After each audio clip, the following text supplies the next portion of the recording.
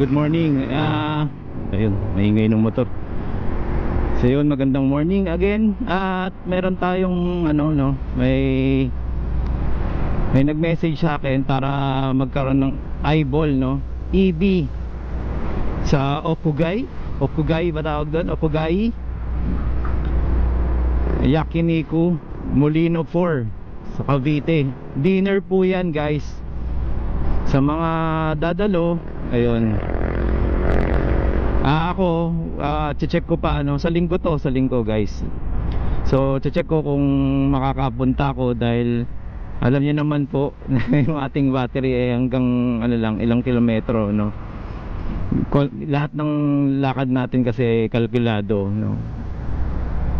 Kaya naman po, kaya lang yung pagche-charge natin, syempre yun, hindi natin nasisigurado pa, di ba? So, yun guys, sa mga taga Cavite, Molino 4, Okugay, alam mo yun, Okugay, Molino. Yun, doon ang meet up at kitaan, may pa-dinner, no? EV, ano ba EV? Hindi lang electric bike ibig sabihin nun. Eyeball, di ba? Ang old school kasi ng eyeball, no?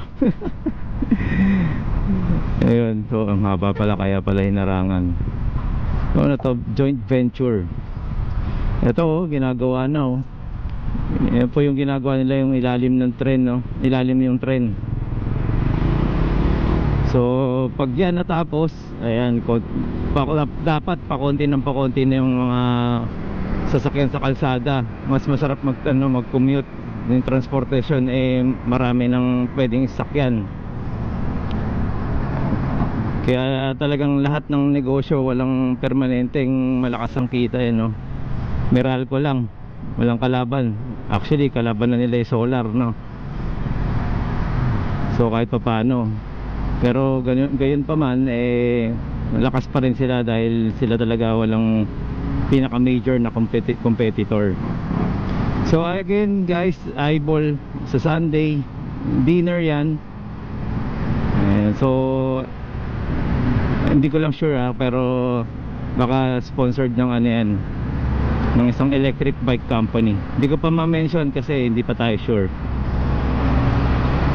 Kumakaway si ate, ayan, sakto yung bus nandito sa atin, mainit po guys, mainit po yung piyok. Mainit po yung panahon. At may nakita rin tayong naka-e-bike sa harapan. Para siyang prism na keso, no. At kitang kita ang kanyang lead acid. Tama ba? Lapitan natin. Bagal kasi nitong naka-NMAX kakaliwa to siguro. Kaya hindi, pala yun, shocks niya pala yun. Naalangan ako magmaneho tong NMAX ba yan?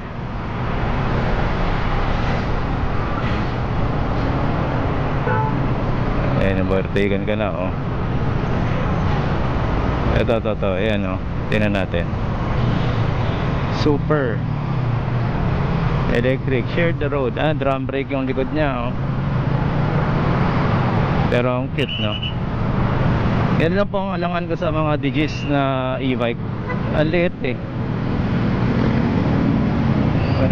para sa laki ko. Malaki na ako, big boy na ako ba?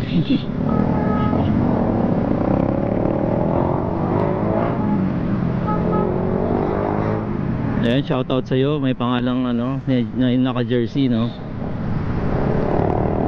Wait. Lapitan natin. Ayan, shoutout sa'yo sa naka-jersey. Taga ABS-CBN siya. Ayan, ano to? GAC GS3. So tinitingnan ko yung mga bagong sasakyan ngayon kasi kung hybrid or electric na siya, no. MX-5, malakas lang sa gas. Hingkit na mga may ribbon, no, saka may sungay. Mas astig po ba pagka hindi angel yung kailangan demonyo, astig yung itsura yun, pagka ayan, Mindanao Avenue Ayan. Hindi ko pa sure kung makakapunta tayo doon, pero tingnan natin, malay nyo naman magbato ng e-bike na malayo range, baka naman paggamit sa akin, di ba, para makapunta. Ayun, so yun na po muna guys. Sige, lagpasan muna natin tong stoplight. Mainit ang panahon guys, sobra, nakakaluto ng balat. Tutong tayo, tutong. Sabi nga dun sa post hindi pa nga gumagana yung pampaputi ko, magsa-summer na naman. Ayun, okay lang yan guys. Maging masaya tayo kung anong meron tayo, diba? So, pero tama yan, alagaan ng mga sarili.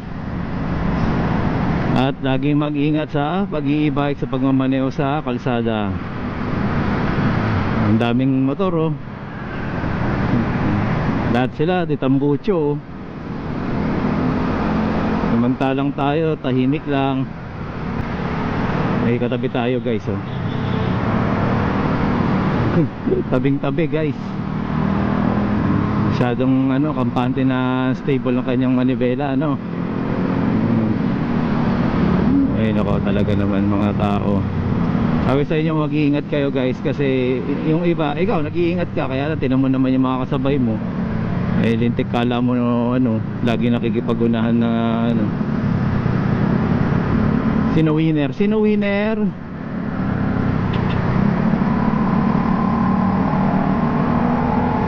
Tinan nyo magmanaw yung yung kulit, dinitikitan niya talaga kala nyo titinag tayo, dinikitan din natin siya. Lalayo rin pala. Ayun, so yun na muna guys. At dito tayo kasi may nakita tayong harang ng kalsada. Ayun di ba? Yung tricycle. So saka tayo lumipat after nyan. Alright, so ganoon guys. Dapat ang tingin malayo. Anticipate nyo na yung gagawin ninyo Okay, so yun na po muna. Na tayo? Pa North Avenue. Okay, thank you. So okay, once again, Marvin Chua Motovlog po. Maraming salamat po. Salamat din po sa mga nag-subscribe.